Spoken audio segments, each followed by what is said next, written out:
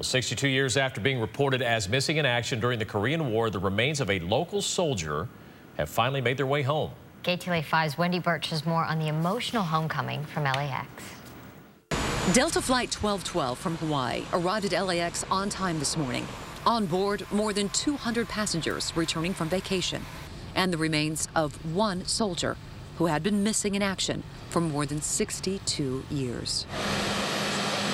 Private First Class Roosevelt Clark, known as Jack to his family, dropped out of high school his junior year to join the Army. He was deployed to Korea, and on November 28, 1950, his battalion came under heavy fire behind enemy lines.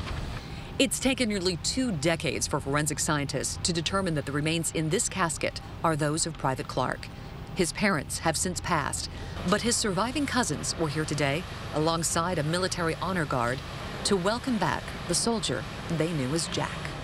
All I could say was welcome home. There was 3 of us that grew up together, and it's like one of us is not missing anymore. This is historic for us, you know, to be able to get a loved one back from the Korean War. Kind of lost for words, but it was very comforting to see that this day has come that the parents longed for, but they were not able to see it. But we thank God that he was able to bring his remains back home. And the final leg of that journey home will be the 116-mile trek to Bakersfield. Of course, Private First Class Clark will not be making that trek alone. By his side will be veterans from many wars. The Patriot Guard. The Patriot Guard, as they are known, are made up of veterans from all walks of the military who say it's an honor to accompany Private Clark on his final journey. For them, this is a call to duty to show that the fallen are never forgotten.